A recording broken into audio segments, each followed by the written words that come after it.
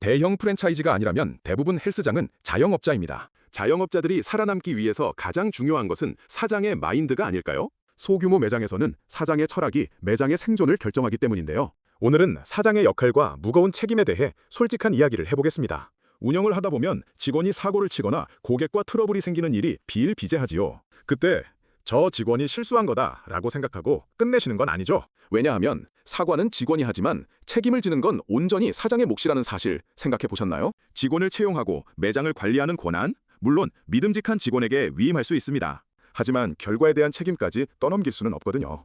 어떠한 경우라도 책임은 직원이 질 수 없기 때문입니다. 직원이 실수해도 결국 고개를 숙여야 하는 건 사장이고, 직원이 센터에 손해를 입혔어도 사장의 주머니에서 해결해야 하지요. 사람을 뽑고 권한을 준 것 자체가 사장의 선택이었으니까요.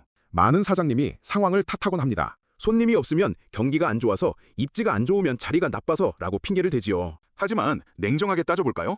손님이 없는 건 적절한 마케팅 전략을 펼치지 못한 사장의 책임도 있다는 것입니다. 입지가 안 좋은 건 그 자리를 최종적으로 선택한 사장의 잘못이고요. 업무 처리가 엉망인 것도 효율적인 시스템을 구축하지 못한 사장의 잘못일 수 있습니다. 사장은 센터에서 일어나는 모든 결정과 결과에 관여하고 있음을 인정해야만 합니다. 직원이 실수해도 내가 고개 숙여야 하고, 매출이 안 나와도 내 판단 미스라고 자책해야 하는 그 고독함. 하지만 말입니다. 이 무한 책임을 기꺼이 받아들인다면 여러분에게는 엄청난 변화가 일어납니다. 바로 진짜 권위가 생기는 것이죠. 문제가 생겼을 때 직원 탓을 하는 사장을 어떤 직원이 진심으로 따르겠습니까? 모든 결과는 내 선택이었고 책임도 내가 진다 라고 당당하게 말하는 사장의 뒷모습에서 직원들은 안정감을 느낍니다. 그때 비로소 사장의 말 한마디에 무게가 실리고 조직이 하나로 움직이기 시작하는 겁니다.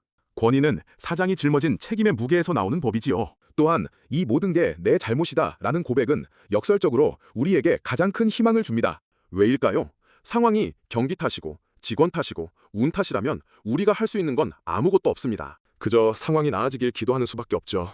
하지만 내 마케팅이 부족했고 내 시스템이 허술했다라고 인정하면 마케팅을 공부하고 시스템을 보완해서 상황은 바뀔 수 있거든요. 모든 책임이 나에게 있다는 말은 모든 상황을 바꿀 힘도 나에게 있다는 뜻입니다. 지금 이 순간에도 왜 나만 이렇게 힘들지라고 생각하는 대표님이 계신다면 스스로를 너무 자책하지 마세요. 그 무게를 견디고 계시기에 대표님은 그 공간의 유일한 주인인 것입니다. 그래서 사장은 자신만의 정신적 대피소를 만들어야 합니다. 매일 아침 짧은 명상을 하든 아무도 없는 시간에 혼자 운동을 하는 것도 좋습니다. 감정에 휘둘리지 않고 상황을 객관적으로 바라볼 수 있는 루틴을 만들어 보시라는 말을 하고 싶네요.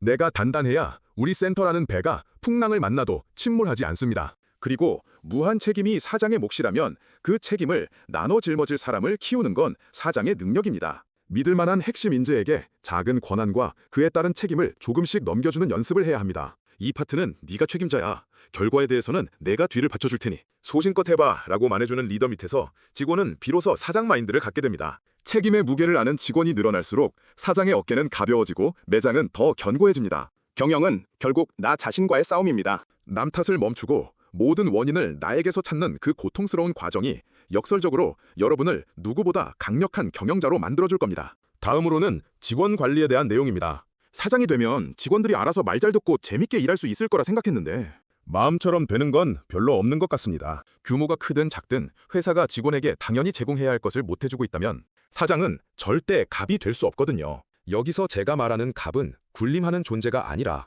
경영 철학을 당당하게 펼칠 수 있는 리더의 위치를 말합니다. 그 위치를 결정짓는 핵심은 바로 직업 안정성이죠. 우리 가게는 직원에게 일거리를 끊임없이 제공하고 있습니까? 직원이 오직 자기 업무에만 집중해서 안정적으로 돈을 벌 수 있는 환경을 만들어 주셨나요? 그리고 무엇보다 이 일터에 오랫동안 다닐 수 있을 것이라는 확신을 주고 계신가요? 직원 스스로가 자신이 어떤 일을 해야 하는지 몰라서 헤매고 있다면 시스템을 돌아볼 필요가 있을 것 같습니다. 만약 여러분의 매장이 특정 직원의 능력에 의존해 있는 곳이라면 주의해야 합니다. 실력 있는 에이스 직원이 떠나면 당장 매출이 반토막 날까봐 전전긍긍하게 되기 때문이죠. 이 사실을 아주 무겁게 받아들여야 합니다. 그 직원이 지금 우리 가게에서 돈을 많이 벌고 있다고 해서 안심하지 마세요. 만약 그 수익이 가게의 시스템적 도움 없이 순전히 그 직원의 개인 역량으로만 만들어진 것이라면 상황은 더 위험합니다. 그 직원의 직업 안정성은 우리 가게가 아니라 본인의 손에 달려있는 셈이니까요. 이런 경우 사장이 권위적으로 굴면 조직은 바로 깨어집니다. 직원은 언제든 내가 밖에서 내 가게 차려도 이만큼은 벌어 라며 짐을 쌀 준비가 되어 있기 때문이죠. 사장이 사람을 관리하는 게 아니라 사람이 사장을 관리하는 기형적인 구조. 이것이 사장이 을로 전락하는 첫 번째 단계입니다. 진짜 시스템이 갖춰진 가게는 어떤 모습일까요? 사장이 직접 발로 뛰지 않아도 마케팅을 통해 신규 고객이 끊임없이 유입되고 정교한 레시피나 서비스 매뉴얼로 누가 일해도 맛과 서비스가 일정하게 유지되며 어떤 상황에서도 밀리지 않는 안정적인 수익과 보상 체계를 보장하는 곳입니다. 이렇게 되면 직원은 가게를 신뢰하고 시스템에 순응하게 됩니다. 내가 여기서 시스템을 배우고 열심히 하면 내 미래가 보장되겠구나 라는 확신이 들기 때문이죠. 직원이 개인의 기술로 손님을 끌어오는 게 아니라 사장이 깔아준 판 위에서 직원이 마음껏 기량을 펼치게 만드는 것. 이것이 사장을 진짜 갑으로 만드는 비결입니다. 오늘 여러분의 매장을 한번 돌아보세요. 우리 시스템은 직원을 보호해주고 있습니까? 아니면 직원의 개인 능력에만 모든 걸 의존하고 있습니까? 만약 실력 있는 직원 한 명의 퇴사에 매장 전체가 흔들린다면 그건 사장님이 을의 위치에 있다는 뜻입니다. 이제는 사람 한 명에게 매달리는 경영이 아니라 누구라도 들어와서 성과를 낼 수 있는 판을 짜는데 집중하셔야 합니다. 회사의 시스템이 완성된다면 여러분은 비로소 사람 관리의 지옥에서 벗어나 진짜 사업가의 길로 들어서게 될 것입니다. 내용이 유익했다면 구독을 눌러주세요. 채널을 둘러보시면 도움될 만한 내용들을 찾아보실 수 있을 것입니다. 지금까지 피트니스 치트키였습니다.